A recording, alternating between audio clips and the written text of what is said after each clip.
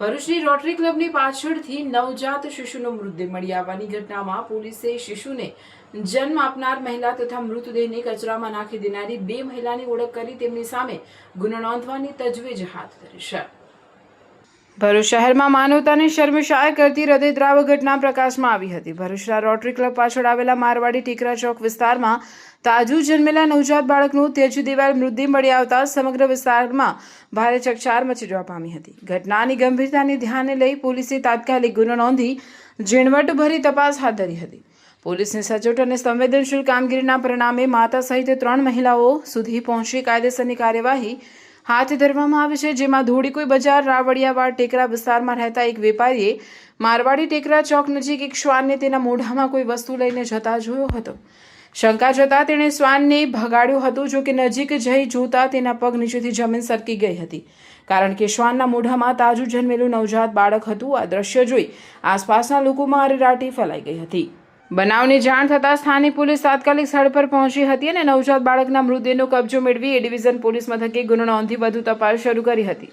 સમગ્ર ઘટનાએ પોલીસ માટે પડકારજનક સ્વરૂપ ધારણ કર્યું હતું, કારણ કે મૃત બાળકની ઓળખ અને તેની પાછળની હકીકત સુધી પહોંચવું સહેલું ન હતું। જે બાદ એ ડિવિઝન પોલીસ મથકના પીઆઈ આરએમ વસાવાના માર્ગદર્શન હેઠળ સ્ટેશન ચોકીના પીએસઆઈ એનવી પાટીલ તથા head constable Kanabhai, police constable Rambhai અને વિશાલભાઈ સહિતની ટીમે સતત મહેનત અને સૂઝબૂછ સાથે તપાસનો ધમધમાટ શરૂ કરી આસપાસના વિસ્તારોના સીસીટીવી ફૂટેજની ચકાસણી કરી તેમજ શહેરની વિવિધ હોસ્પિટલોમાં તપાસ હાથ ધરી હતી। તપાસ દરમિયાન પોલીસને મહત્વની કડી મળી હતી, જેમાં તે જ વિસ્તારની એક હોસ્પિટલમાં તાજેતરમાં થયેલી એક પ્રસૂતિ અંગે માહિતી મળતા પોલીસે હોસ્પિટલમાં તપાસ શરૂ કરી હતી। શરૂઆતમાં હોસ્પિટલ સંચાલકો દ્વારા સ્પષ્ટ માહિતી આપવામાં આવી ન હતી, પરંતુ પોલીસની કડક પૂછપરછ બાદ ખુલાસો થયો હતો કે વાગરા તાલુકાના દહેજ વિસ્તારની રહેવાસી મહિલાની ત્યાં પ્રસૂતિ થઈ હતી, જેથી પોલીસે મહિલાને શોધી કાઢી પૂછપરછ કરતા તેણે સ્વીકાર્યું હતું કે મૃત બાળક તેનું જ હતું। તેણીએ વધુમાં જણાવ્યું કે પરિવારજન અથવા અન્ય કોઈ વ્યક્તિ અંતિમ વિધિ માટે ઉપલબ્ધ ન હોવાથી હોસ્પિટલમાં ફરજ બજાવતી સફાઈ કર્મચારી મીનાબેન સોલંકી અને ગંગાબેન સોલંકીને બાળકની દફન વિધિ માટે 4000 રોકડા તથા 200 રૂપિયા રિક્ષા ભાડા પેટે આપ્યા હતા અને ત્યારબાદ તે પોતાના ઘરે જતી રહી હતી।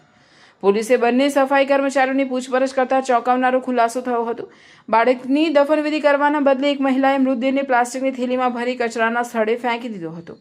ત્યારબાદ તે થેલી એક શ્વાન પોતાના મોઢામાં લઈને ફરતો જોવા મળતા સમગ્ર ઘટનાનો પર્દાફાશ થયો હતો।